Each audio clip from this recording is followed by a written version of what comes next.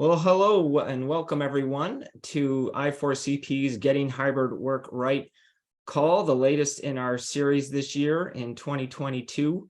This is the last in this particular series this year with the holiday break coming up. So welcome everyone. Glad to see folks from really all around the world. I see Dubai, Belgium, Ireland, Romania, obviously lots of folks from around the United States. Great to see everyone joining in. I see some familiar names and faces. I see some new folks that maybe haven't been with us before. So welcome everyone. Please keep introducing yourself over in the chat. There'll be folks that continue to file in over the next few minutes, rolling off their previous meetings. So we always like to welcome everyone as you're coming in. If this is your first time on any of our calls and maybe aren't familiar with I4CP, we are the Institute for Corporate Productivity. We're a human capital research firm. We discover the people practices that truly drive high performance in organizations across corporate, government, and nonprofits, and more. When we say high performance, we mean organizations that excel in four areas: revenue growth, market share, profitability, and customer satisfaction. And that's important to define because when we look at best and next practices across organizations, across all of their human resources areas, we really like to tease out what high-performing organizations are doing more than low performers. And so it's important to understand what we mean by high performance. We are a member-based organization. You see here just a small sample of the many members that we have, global companies, big and small. You see organizations from across different industry groups. If you're one of these or one of our other member companies, welcome. I always like to have as many members on these Thursday calls as we can. If you're not a member but would like to consider becoming one or find out what's involved with that, please reach out to myself, to Kevin Oakes, to Zeta, any of us on the call that work with I4CP, or just go out to our website and contact us through that. We'd be happy to talk with you. Thanks again to folks that are continuing to introduce themselves as you're joining the call. Please keep the chat open. We'll be using that today to involve you in the conversation. With such a large group, we can't have folks coming off mute, but we always get a lot of great discussion going on in the chat. We're going to be introducing our special guest here in just a moment, but first I want to introduce my co-host once again, our CEO and co-founder, Kevin Oakes. Hi, Kevin. Hey, Tom, good to see you. And congrats. We had another very successful year of getting hybrid work right, thanks to the efforts of you and Zeta and a number of other people. So excited to have our guest on for our last show of the year. Yeah, it's been a great call series this year, more or less every other Thursday. We're going to change it up a little bit for next year.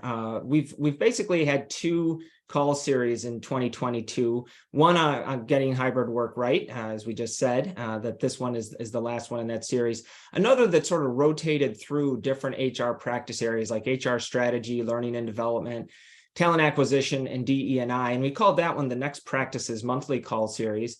And things would rotate on the alternating weeks from this one. To simplify things for next year, we're just going to have one call series that everyone registers for. It's going to be called Next Practices Weekly. It's going to continue to meet on Thursdays, 8 a.m. Eastern, 11 a.m. Pacific start time, meet for an hour, more or less the same format, interviewing powerful thought leaders and HR executives from the industry. And as a sense for what will be coming up, we're going to, as I said, take a little break for the holidays. But we'll get back with you in this new Next Practices Weekly series starting on January 12th. Don't have a guest defined yet for either the 12th or the 19th, but we will soon. But we do for the 26th, and that's when we're going to be hitting hybrid and flexible work practices again. And we'll be delighted to have Kimberly Rose and Heidi Binder-Matsuo, both of whom I've worked with quite a lot. They're with our member organization, Vertex Pharmaceuticals, and their story is pretty powerful. They're, a smaller pharmaceutical firm, I think around 5,000 employees, but they've just done a lot of work in terms of skills, talent mobility, building an internal talent marketplace, and a lot more. So it'll be exciting to hear their story on the 26th. Also wanted to note our Next Practices Now in-person conference. There is a virtual component, but of course, the big value comes when you can join us in person in Scottsdale, Arizona. That'll be March 27th through the 30th. We've been plugging this now for a number of months as we've been adding more and more speakers to the lineup. You see just some of the speakers, more still to be confirmed. But the important thing for today is to note what's in the bottom right corner, and that's the discount for somewhat, or we'll call it medium registration. We've already got hundreds of folks that have registered, but it's still somewhat early, given that this is a March conference. If you register by tomorrow, you can save $300 on that. Kevin, any further things you want to say about the conference? Well, we've been running this conference for quite some time, over a decade now in Scottsdale, and it's very clear that this will be record attendance for this conference. As Tom said, we've already had hundreds of people sign up. I'm thrilled we've got Yolanda's picture up there now, and the head of HR at PwC. We've got other speakers that we'll be announcing soon. So that date is an important one if you want to save a little money before registering for the conference. Yeah, and thank you to Zeta for putting the link, i4cp.com/conference, but there's a hot link in the chat that you can click and open up in your browser and then return to after our call. The other thing I just wanted to note was our executive search practice. This is something we've been doing for a number of years. And Kevin, once again, I'd love for you to speak to this if you could. Yeah, sure, Tom. We occasionally remind people that we actually do this. I think a lot of people forget that we have an executive search practice from time to time. This practice is solely focused in the human capital or HR space. We've placed a number of CHROs, heads of talent, diversity, talent acquisition professionals, total rewards, analytics. So if you do have openings on your team and you want some assistance in trying to fill those openings, certainly let us know. We'd be happy to help. Yeah, obviously I4CP, with all the research we do and all the peer connections we make, we've got a very large network that we can leverage to help you out in this area. All right, without any further ado, those are the announcements and reminders that we wanted to share with you this morning. Let's turn things over now to our special guest, Michael Arena. Kevin, I'll let you introduce him. I know you've worked with him for a number of years, and he's been very involved in our Connected Commons work. So take it away. Well, Michael's a great friend to not only to me, but to I4CP. So I'm thrilled that you're here, Michael. So thank you very much for joining us. Let me just give a little bit of intro, but I'm going to have you expand on that. So Michael was most recently a talent leader at Amazon Web Services, AWS. Previous to that, as you can see on the screen here, he was at General Motors, Bank of America. But as Tom just mentioned, he's also the co-founder of the Connected Commons, which is a group that I4CP manages, but it was, he'll tell you a little bit more about Connected Commons and why that group got started and who started it. He's also the author of a very successful book called Adaptive Space, how GM and other companies are positively disrupting themselves and transforming into agile organizations. So we'll talk a little bit about the book, but he's also a faculty member in Penn's Org Dynamics program, where he teaches network theory. So Michael, that was a mouthful, but welcome. Thanks for joining us today. Thanks, Kevin. Thanks. I have to admit, I don't feel much like a guest with you, with the group, because we interact quite frequently, but thrilled to be here and looking forward to engaging in the conversation. Well, Michael, as I prefaced, it would be great for you to just expand a little bit on your career journey. And I'd also like you to take a moment to just talk a little bit about Connected Commons and why you co-founded that and what it's all about. Yeah, for sure. Always love to do that. So I'm actually an engineer. So how I found my way in HR is kind of an interesting story by itself. But I started my career as an IE and really was teaching statistics. So inside corporations, teaching people how to apply statistics, and just over time, just started to become very fascinated by human beings and how unpredictable they are, and just sort of leaned me into sort of some of the experiences that you highlighted. But I've always had this fascination with, so little warning for everybody. Just about everything we talk about today is going to have something to do with networks. So just a precursor or tip into the rest of the conversation. I was always fascinated by how people interact and, how unpredictable that could be and just how fascinating that can be in other times. So I had this really awesome opportunity to be a visiting scientist up at the MIT Media Lab and studied with Sandy Pentland and others, which was really my first opportunity to apply social network theory and network analysis. But then it was very academic, as you might imagine. So quickly started thinking about like, how do you apply this in practice? So a decade and a half ago, how might you bring this into the world? And that's really where I got to know Rob Cross. And for those of you that don't know Rob and his work, he's kind of the father of network analysis from a practice standpoint, and very, very dear friend and co-founder of the Connected Commons. And just, I started harassing Rob, like, hey, when are you going to reformulate, something that he once called the network roundtable? When are you going to reformulate that? Because, us practitioners need to lean in on the practice side of this. And then he says, it's funny, there's this, now other good friend of mine, Greg Pryor and Chris Ernst, that are also nagging me on the same thing. Why don't you guys get together and have, so one thing led to the next. And, just about a decade ago, we relaunched the Connected Commons, what was the Network Roundtable, into the Connected Commons, and have since then partnered up with I4CP, and it's really in essence a research consortium that's bringing network practices into the world. So that's kind of the commercial. You'll hear much more about the things we do with Connected Commons, but that's kind of how it all got jump started, just about a decade or so ago. Yeah, and I love the mission of Connected Commons, just really exploring deeply the whole science behind networks. And we certainly have a number of people in our organization. I want to have a shout out to Carrie Bevis, who's been very involved in Connected Commons as well. But one of the, as we talk about networks and we talk about, the importance of social capital, it's become more so in the news these days and just forefront of our minds with hybrid and remote work. And we've had a lot of conversations about this, Michael. I've been pretty vocal about some of the CEOs that have really put themselves out there to have people come back into the office full time.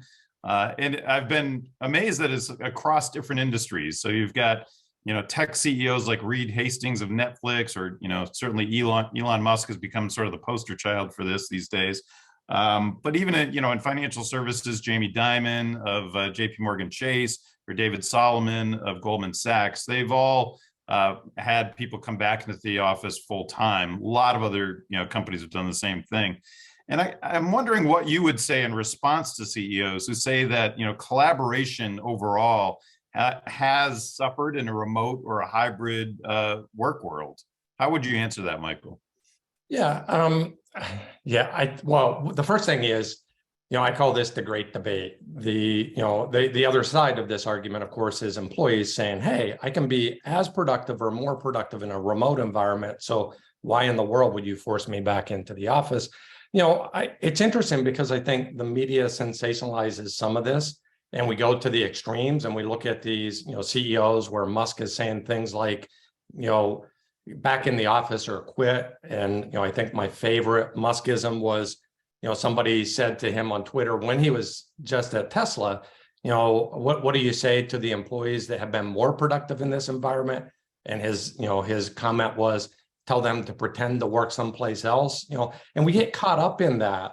But the reality is the answer is somewhere in between. There are truly some elements that suffer from a collaboration standpoint when we're not face-to-face.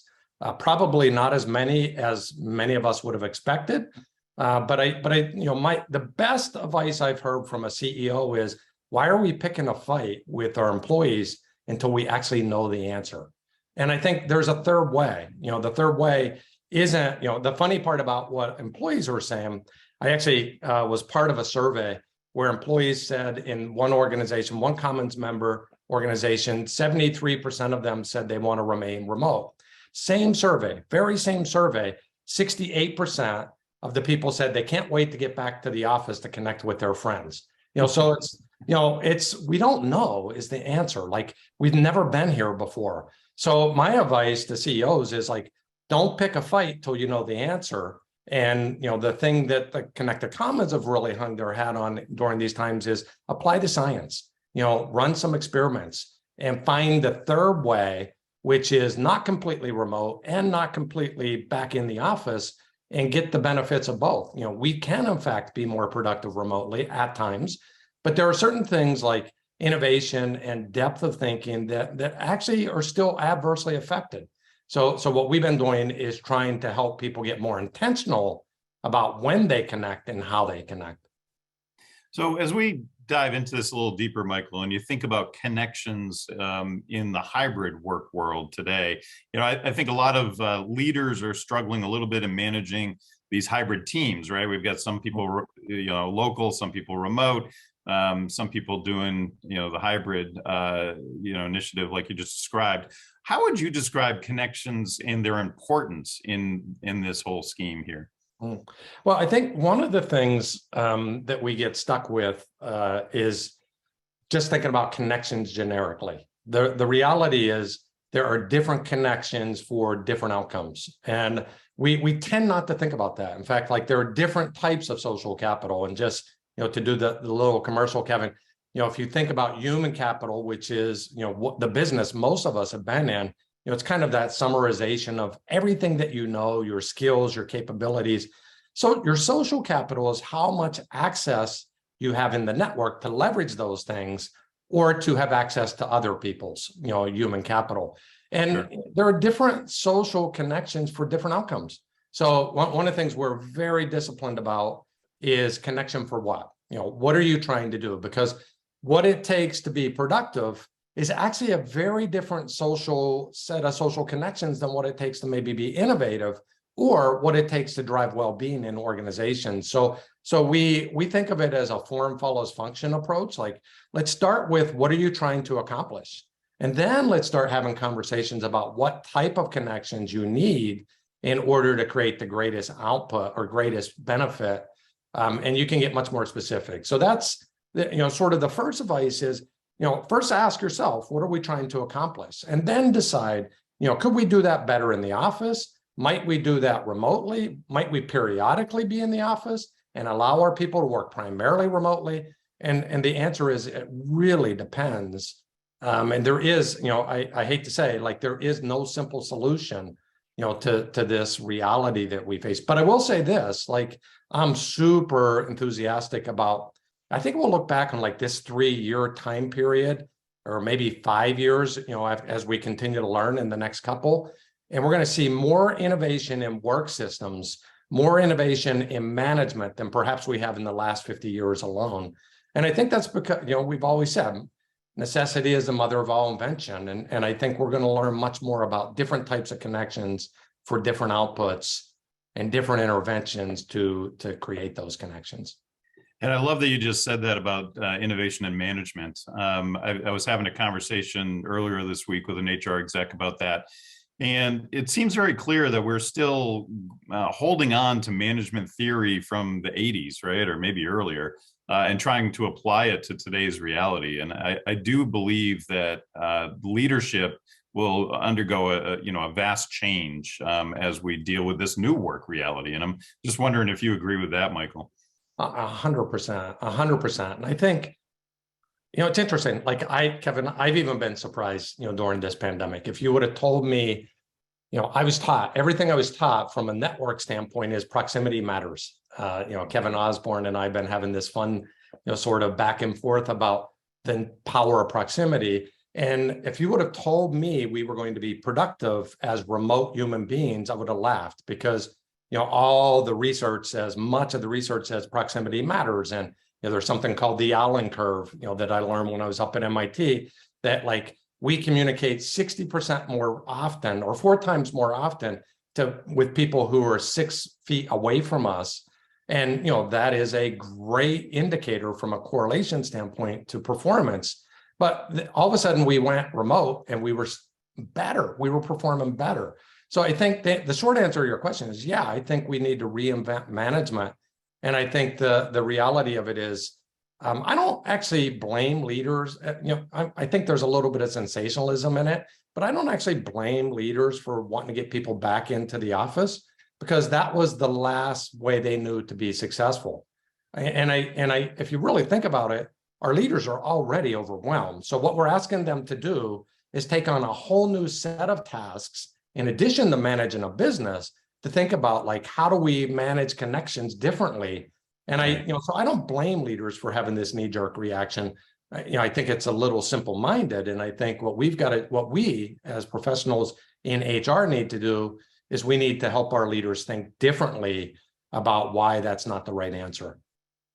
Yeah, there's been not enough on leader burnout, in my opinion. We've talked a lot about employee burnout, but we haven't talked enough about leader burnout. And I agree with you, Michael. I think there's been a great weight placed on leaders' shoulders these days to try to make this all work in a new environment that they really have never experienced before. And, at the same time, we're talking about things like proximity bias, right? And, a lot of warnings to these leaders. So I think it is an area that can be researched further and explored further for sure. I'm also just curious about innovation. You mentioned that briefly at the beginning. How do you think innovation and culture overall, topic near and dear to my heart, have fared during this time? Yeah, it's different answers to those two different questions, which you might not be surprised by. The first question we started to ask is, when we were all pleasantly surprised that productivity actually went up, first question we started to ask is, but what about innovation? And one of the things we noticed in the network was, and I'll get a little technical for a moment, there are really two primary types of social capital we study. One is bonding social capital. That's how tightly connected you are inside of your team. And then the other one is bridging social capital. How connected are you team to team or group to group?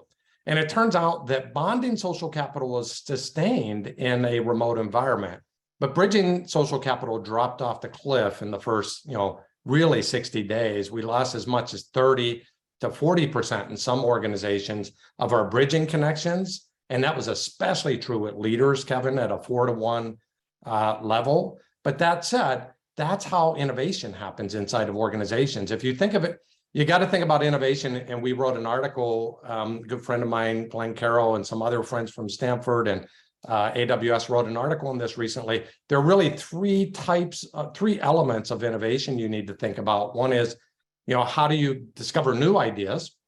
Second is, how do you build those minimum viable products? And the third is, how do you scale them? The first, how do you discover? And the third, how do you scale, are all about bridging connections. So we started to ask this question right away, like, what about innovation? And we started to see anecdotes where it was failing. My favorite early story was the video game industry at the height of demand, when all of our kids were home sucking up our bandwidth, and we just got forced to go home. Video game industry could sell everything they can make at that point in time, and launches were being delayed because the software development engineers were at home and they couldn't synchronize across feature sets quite at the same rate. And their delays actually increased, launch delays actually increased by 4x from the time that they were face-to-face. So we've been studying innovation and thinking about how do you move that to remote and when can't you? And then I'll give you a much shorter answer on culture, and we can go deeper later if need be. Culture is a little bit even more nuanced. The real question is, like, how do you model behaviors, and can you do that remotely? And what we found there is a lot of it depends on the nature of a given behavior. If a behavior is very explicit in nature, you can teach it and you can learn it. You can teach it. But other behaviors are caught. So some behaviors are caught and some are taught. Those that are caught don't show up quite the same way in a remote environment. And that's some of the more recent work we've been leaning into to think about so still very big TBD on that one, but yeah, that's some of the more recent research around how culture shows up differently in this hybrid context. So I'm curious about those bonding relationships, as well as the bridging ones, and the impact that maturity of the team has on those, Michael. I'd be curious how you're thinking about that from a maturity standpoint. Yeah, well, it's kind of the big surprise, right? So I had always been taught that you need to build social capital face-to-face. You maybe could sustain it virtually. And that's exactly what we found with bonding social capital. You can, in fact, sustain it if you've established trust, you can sustain it. But your bridge connections are very, very fragile. And we've known that for years. So on a site, on a mind, and you stop nurturing those things, you don't bump into someone serendipitously in the hallway. So you don't say, hey, Kevin, or hey, Tom, let's go have that coffee we've been talking about having. So, all of a sudden you just put it off and you put it off till you don't have that conversation. So they showed up very differently in that environment. But again, you can manage them, but you got to be more intentional. Now, back to the question of team maturity, the thing that we started to see pretty early on in the pandemic was the amount of newness. We were also in the midst, as you recall, of this thing that we called the Great Resignation, which meant that teams were, hiring like crazy, and new teammates were new. In fact, I just talked to somebody the other day that said they were managing 4 people in the early days of the pandemic and never met any of the 4. Now, in that case, those people were at a major disadvantage. So we started to see the fragmentation of the network as new people started to enter into the organization and or move from team to team. And that's where we started to see some of the things that we expected to see in the early days, sort of manifest into the network. And, as you think about those teams, I think the churn that we've seen out in the marketplace has created a lot of movement in teams, right? So the maturity probably has degraded in a lot of teams over the last year or two. And does that mean that we need more face-to-face interaction, or what should those teams be thinking about, Michael? Yeah, so here's the good news. The short answer is yes, but the good news is you can build social capital virtually. There have been some good studies that have looked at things like, how long does it take you to build social equity and trust in a remote video-based way? So University of Michigan study, suggests that it takes 3 times as you can do it, but it takes 3 times as many interactions in a video context to build the same level of trust that you do face-to-face in about 4 or 5 interactions. And in an audio way, like just picking up the phone and calling someone, you can also build that level of trust, but it's like 5 to 6 times as many interactions. So the problem is this, the good news is repetition, I should say, helps you to build social capital. The bad news is none of us have time for 3 times the increase in interactions or 5 times. So what it creates is a tax on our teams, and so my strong guidance is, if you've got a lot of newness in your team, find a way to get back together periodically, like bring them back in and get very intentional. And one of the things we help, companies do and teams do is to think about things like the Fast Friends protocol, which is a simple way for you to get to know each other face to face by asking, a bunch of different questions of one another. And that's kind of the practice space that we tend to operate in from a Connected Commons standpoint. And so you've been looking at this throughout the pandemic. You started looking at this before the pandemic. What are you seeing most recently in networks, Michael? Yeah. It's really interesting. I would say I would describe this in like 3 phases. And again, these might be right or wrong, and we can debate them. But the first phase was this time of surprise. Like, I didn't think we would be productive, and yet we were. And then there was like this second phase, and I think that was mostly through 2020, right? Then there was this second phase. It started to kick in early 2021. And again, I realize these timelines are very different globally, but speaking for the States in this case, and it was kind of a time of reality. Like, all of a sudden, we started to see things like fatigue and burnout. We started to see, real splintering even within the team, and those bonding connections started to dissipate a bit more. We started to see energy levels drop. So now we're seeing, Kevin, we're seeing some really wild things inside the network that some of which I would have expected to see early, but we're seeing, first of all, just an avalanche of new work coming on board. So leaders held back for the longest of time, pushing back priorities, trying to get through the pandemic. And now we're at a point where we're seeing this avalanche of activity where new things are flown into teams and groups. So the number, we call that priority overload. So the number of new priorities has just increased like significantly over the last, really 6 to 9 months. And then that's causing burnout, that's causing fatigue. We all know, and we look at the numbers that, workplace stress is at an all-time high in the world right now. Engagement has dropped.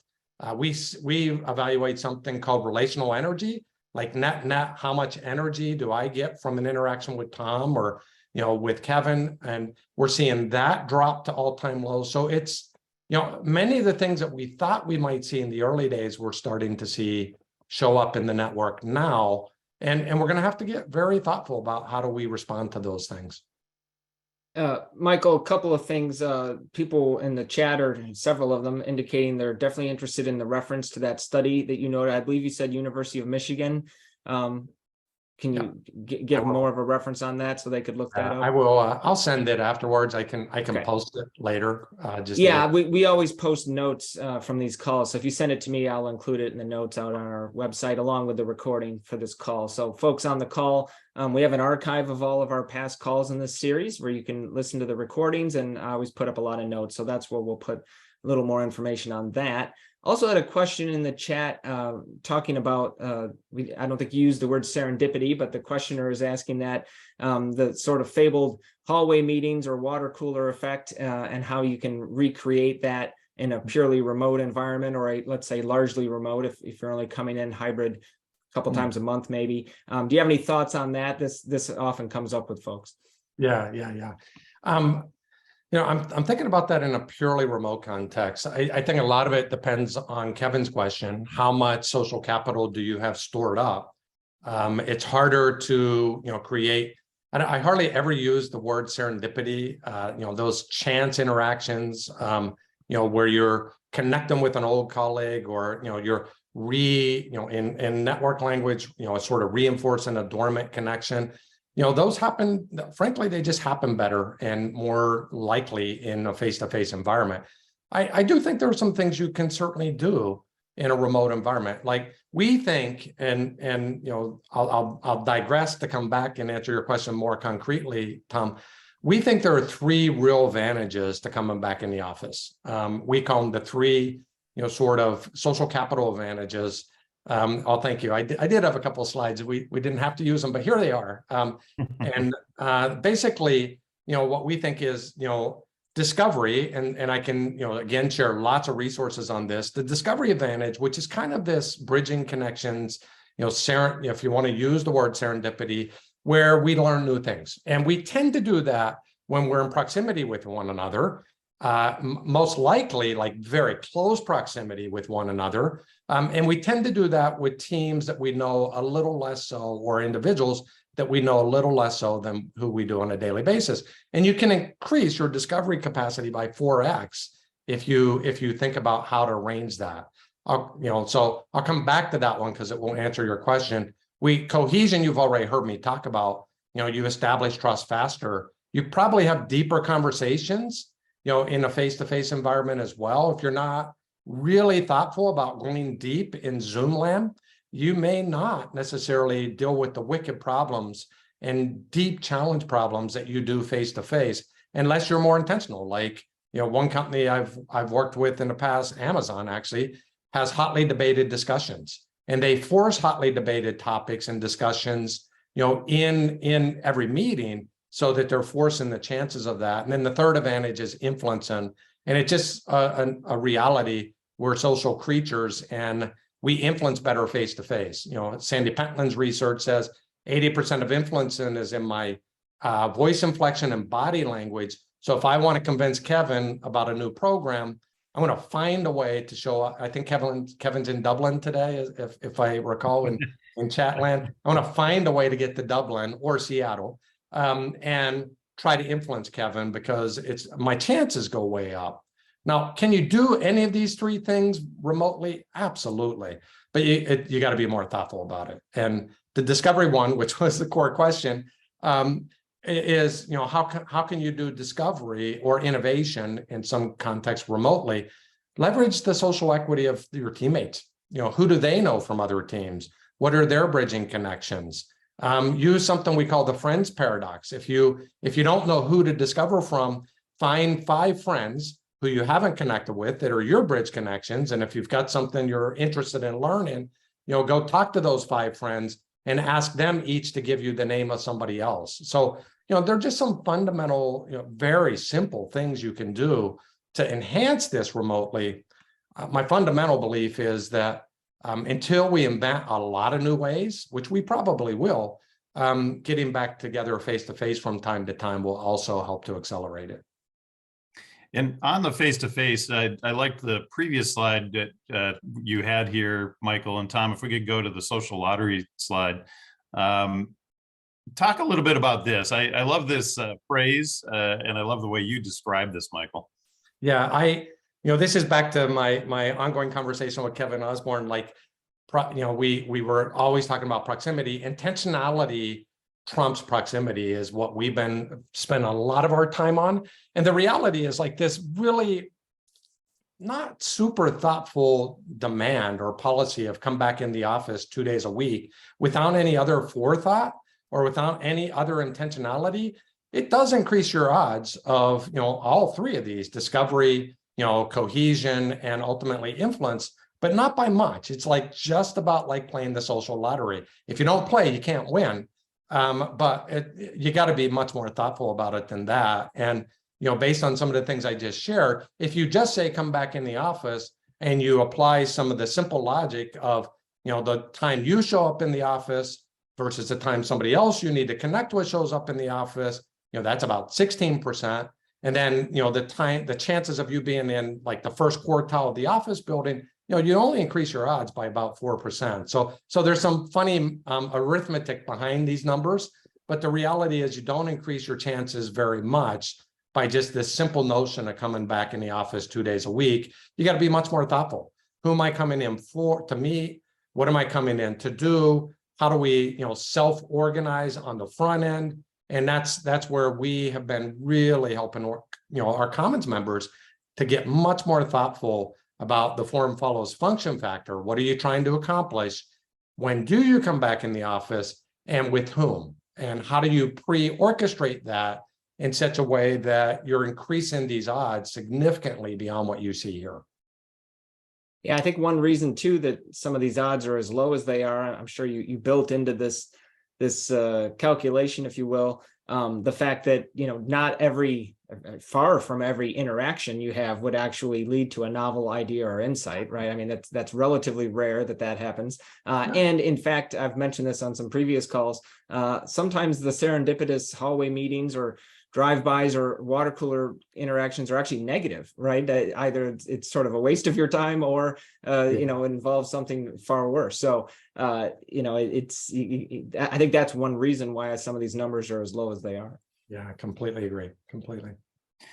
Tom, I want to go back to a question that Beth Locken asked just a few minutes ago. Is a fairly lengthy question. I don't know, Beth, if you want to come off mute and paraphrase what you said in the question, or I could just read it for Michael. Sure, I can come off mute. Can you hear me? Yep, we got you.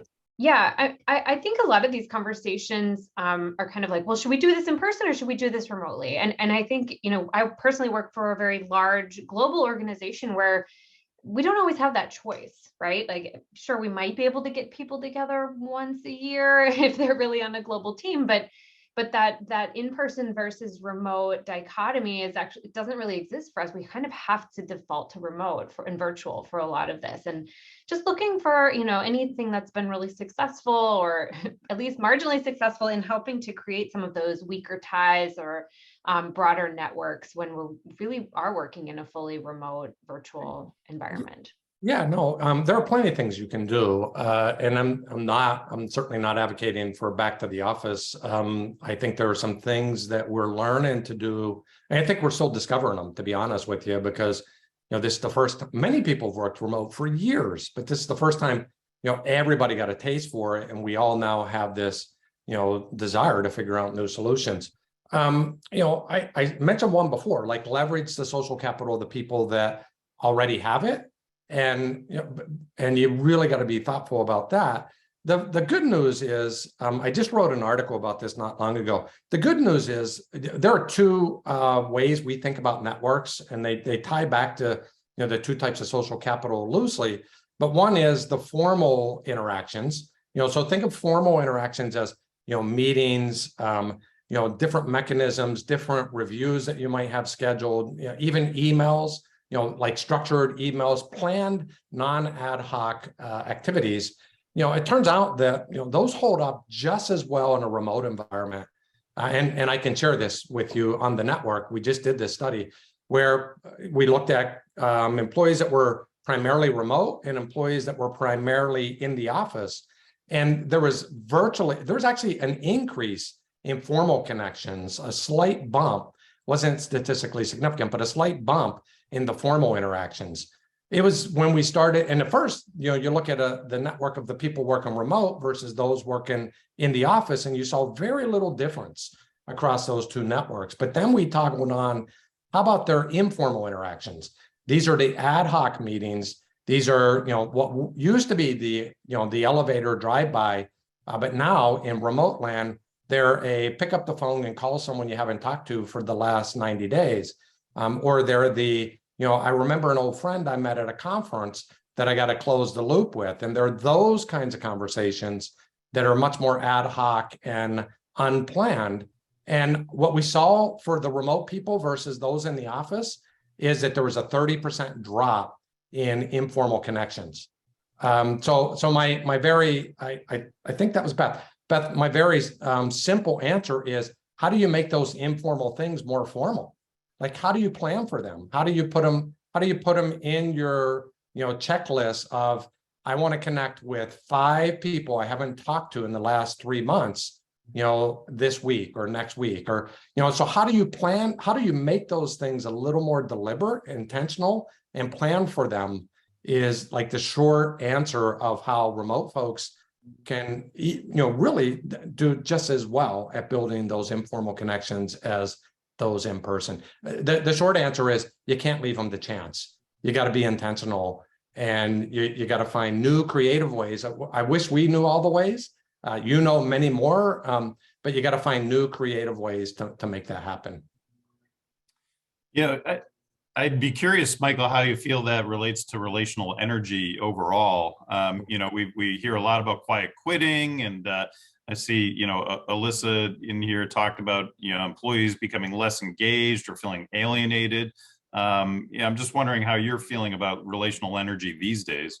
Yeah, it's this is one of the areas that we just really been leaning into, I'd say over the last 6 months, Kevin. We are contagious, whether, socially contagious. And Zoom is just not a great, a great proxy for energy. Like, we can do fun things in Zoom, and we can do little games, and we can re-engage, but there is something about being, part of a team. And I think what we're starting to see is this relational energy thing has dropped off significantly, in some cases more than I've ever seen inside of organizations. And it turns out that relational energy is very important for, scaling new ideas, influencing people.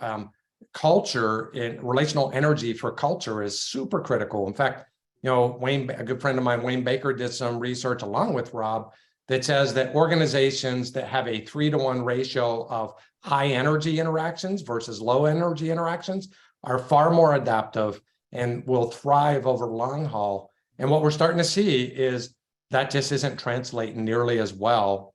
I'm not saying it can't, and just like the last conversation, I'm sure there are ways that we can find to sort of amplify that, but the combination of it, emotions just don't travel as well in remote land or virtual land, along with we're just overwhelming people from a collaborative overload standpoint with new activities. What it's done is it's put a dampening effect on the energy quotient, if you will. I'm super concerned about that long term. I'll give you like an example.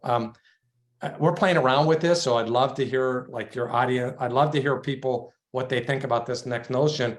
There's this whole buzz. There was this buzz around quiet quitting, and what we're starting to see now is very senior people. What we used to see in the network was the less senior people were on the fringe. They were on the periphery or the edges, and we tried to pull them in. And fast movers work that we've done. Greg Pryor has really spearheaded. It takes maybe 18 months, depending on company, 12 to 18 months to get those people pulled in. What we're seeing more and more now is people, energy has dropped.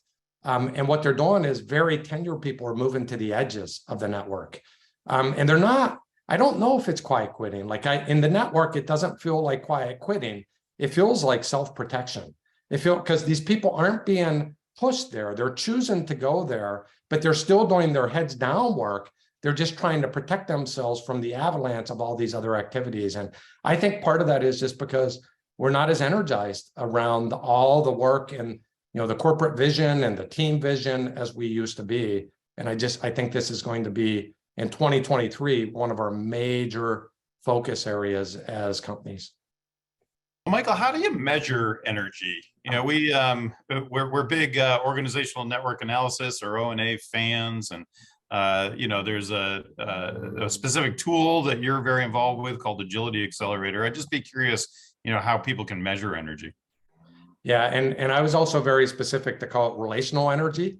And what that basically means is unlike, am I an energized person or not?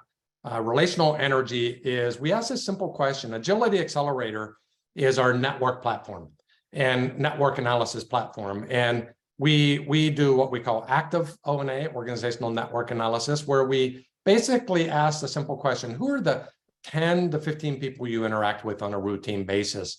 And then we ask a series, and then we have those names. Then we ask a series of other questions like, okay, so in your conversation with Kevin, net, do you walk away more energized or less energized? And that's how we measure it. So we ask the question, in your interaction, as you and Tom interact, does Tom give you more energy or less energy, as you walk away from the conversation?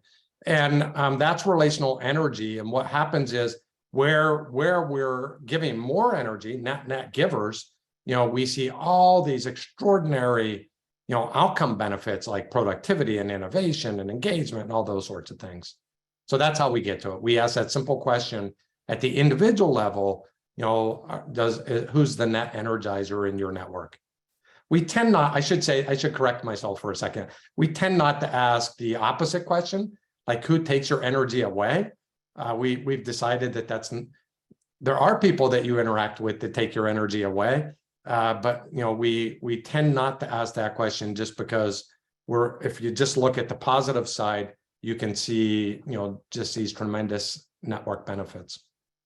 I think it can be so illuminating for organizations, particularly as you have these teams kind of all over the place and, managers working in hybrid teams.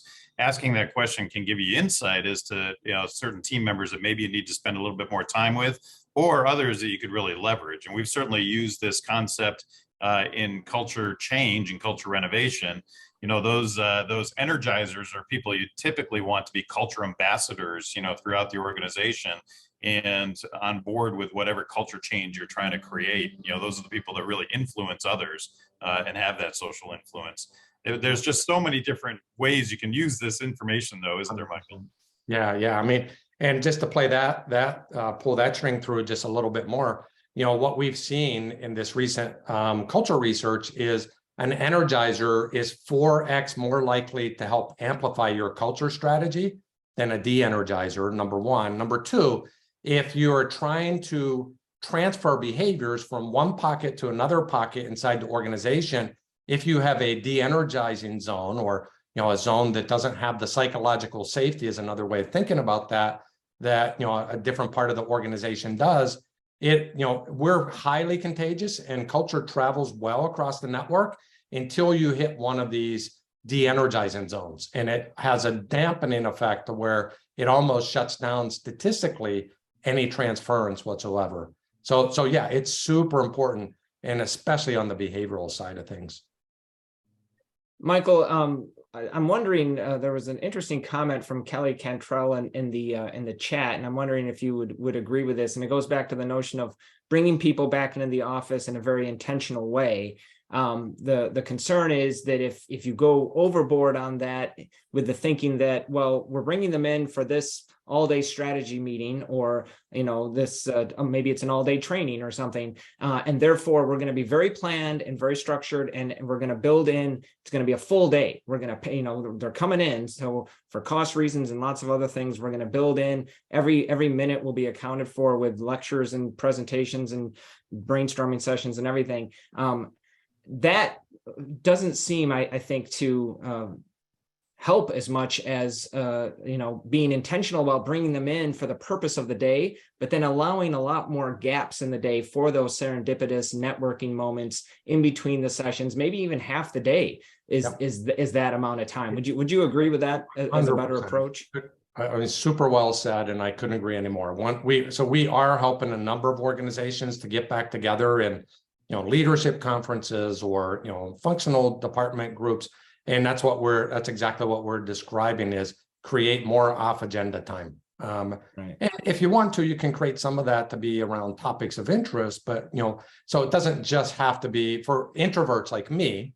It's harder. So you sometimes can create a forcing function of some sort, but we're trying to really implore organizations to think about when people do come back together, to provide more unstructured time so that they can reconvene on those. And those are the informal interactions that you need to take advantage of when you are face to face. If you come back, it's a little bit like the social lottery. If you come back into the office and it's nothing but scripted, on agenda, formal exchange interactions, you're not really getting the benefit of the things that you lose in the remote environment. So it's why I'm so jazzed up about what's going to happen next, because we've got new understandings and new areas to focus on. But on the other hand, we have to be super intentional about the outcomes we're trying to generate. Yeah, no, the outcomes would still drive everything at the highest level. And I'm glad you mentioned some leadership groups you're working with, and maybe the word conferences, because I've noticed that. I've been back at conferences now for about 18 months, and the most successful ones are building in a little bit more time than they were pre-pandemic for folks attending the conference to have that sort of networking. And we've even done that at I4CP. We have these groups called boards that are for the highest level leaders in each functional area of HR. So the CHRO, the Chief Learning Officer, Chief Diversity Officer, and so on. And they meet virtually several times a year, but also meet in person twice a year. And the fall meetings that we just concluded were the in-person meetings. And the one I attended for the Chief Learning and Talent Officer Board, the feedback we got afterward, a lot of the most beneficial time spent was the time in between, which we made sure to build a lot of that sort of, in the gaps time for people to network and so on. Yeah, Tom, it brings up another thought that we got to be really careful about on the other edge of this as well, and that is overconnection. Remember, the amount of activity that's this avalanche of activity that's starting to come back into organizations could actually create the opposite problem, which is, I call it revenge of the blob. The early days of the pandemic, we actually wrote on some things we called the network effect, which is the neighborhood effect, where, we broke down silos and started to splinter into small little neighborhoods in the network.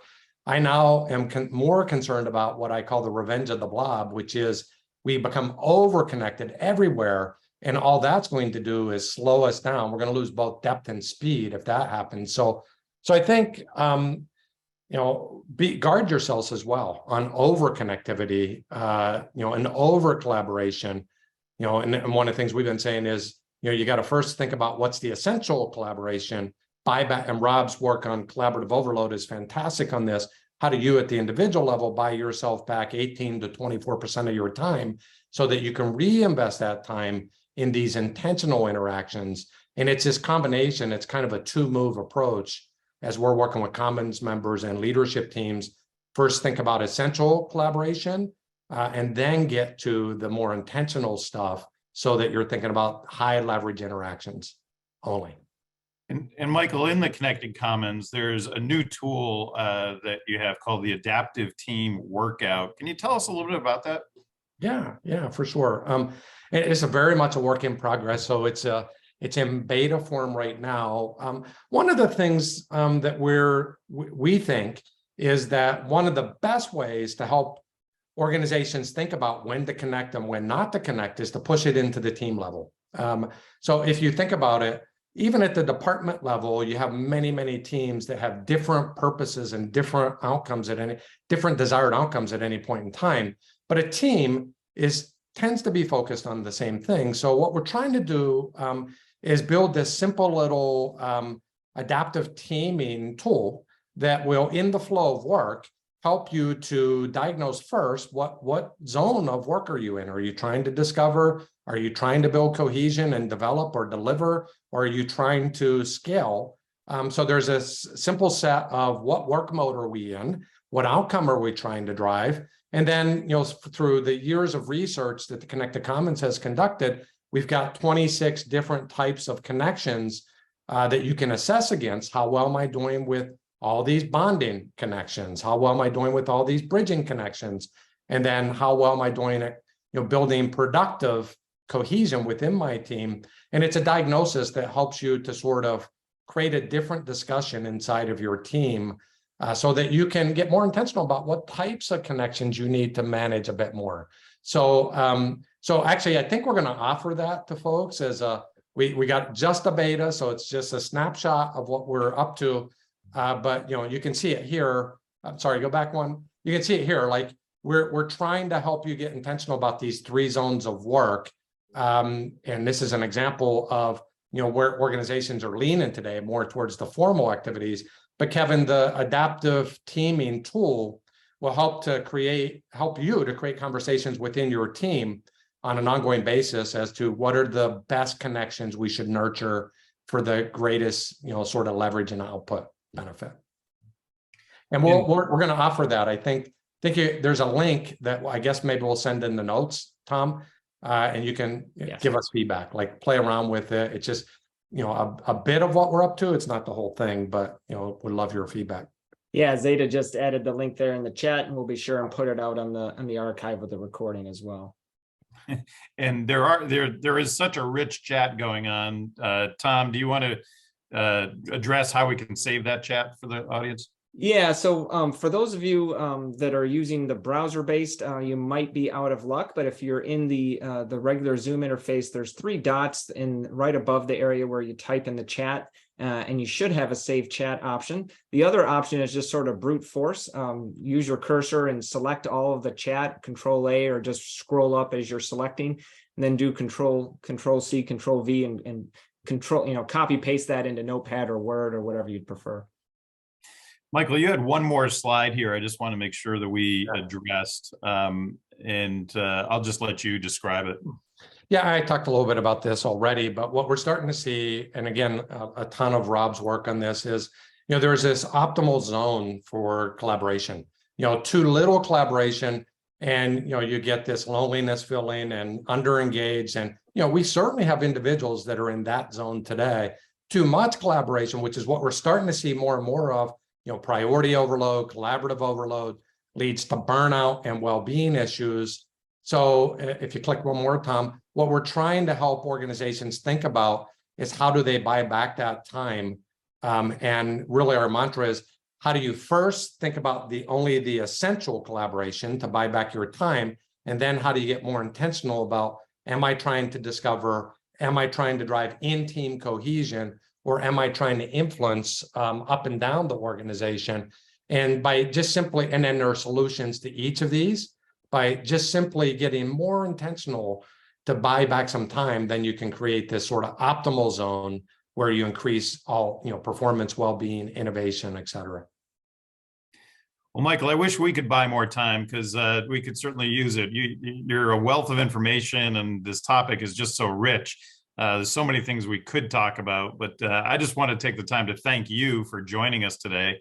This has been a great conversation. I want to thank all the folks that help out with Connected Commons. So we mentioned Greg Pryor, we mentioned Kevin Osborne, Carrie Bevis, Rob Cross, of course, who is really the king of it. So thanks to all that team for everything that they do with Connected Commons. And Michael, thank you for joining us today.